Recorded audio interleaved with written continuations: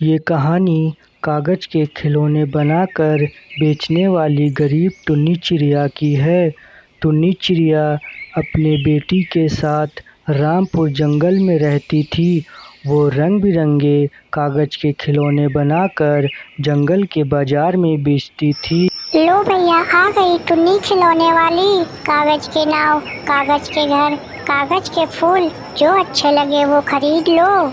हाँ दे दो टुन्नी आंटी, पूरी जंगल में तेरे जैसा कागज का खिलौना कोई नहीं बना पाता है। ना ज्यादा ना कम, सब मिलेगा 50-50 रुपए में। और इसलिए उसके खिलौने हाथों हाथ बिक जाते थे।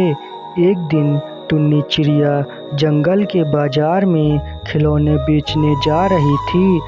तभी वहाँ पे दो दुष्ट काले बादल आ जाते हैं। ए चिड़िया, तुझे कितनी बार बोला है कि यहाँ पर अपने ये कागज के खिलौने मत बेचा कर, पर तू है कि मानती ही नहीं है। तेरी वजह से पता है हमें कितनी परेशानी झेलनी पड़ रही है। हम जब भी यहाँ बारिश करने आते हैं तो तू कोई न कोई बहाना करके हमें टाल देती है, लेकिन अब और नहीं। बादल भाई, बारिश का कहर हम पे ना बरसाएं। आप तो जानते हैं ना, इन्हीं कागज के खिलौने बेचकर मैं अपना घर चलाती हूँ। अगर आपने बारिश कर दी तो मेरे सारे खिलौने खराब हो जाएंगे, इसलिए मुझ पे दया करें बादल भाई।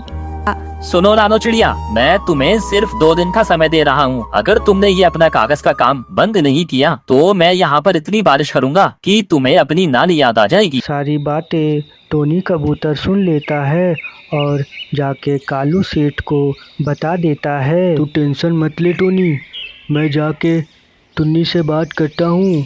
वैसे भी टुन्नी के पति पे मेरा बहुत कर्जा है, वो मेरी बात नहीं टालेगी। आ चल मेरे साथ उसके घर।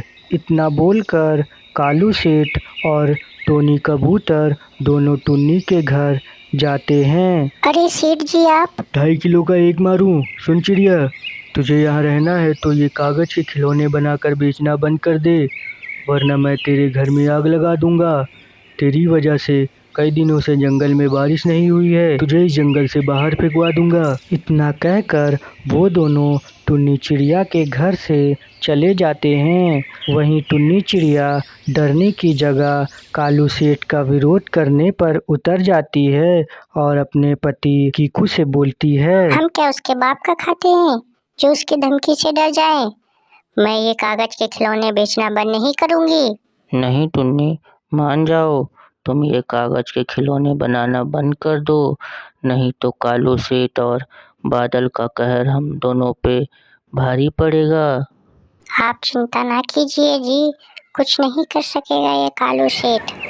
लाख मना करने के बावजूद भी टुन्नी चिड़िया कागज के खिलौने बेचना बंद नहीं करती है। ये बात जब कालू सेठ को पता चलती है तो कालू सेठ का खून खौल उठता है और वो टुन्नी से दुश्मनी मोड़ लेता है। 2.5 किलो का एक मारूं? हमारे मना करने पर भी ना मानी ये टुन्नी। इसके साथ इतना बुरा करूंगा कि इसकी रूह कांप उठेगी। कालू सेठ का एक भला नौकर हरिया तोता टुन्नी चिड़िया को सारी बात बता देता है।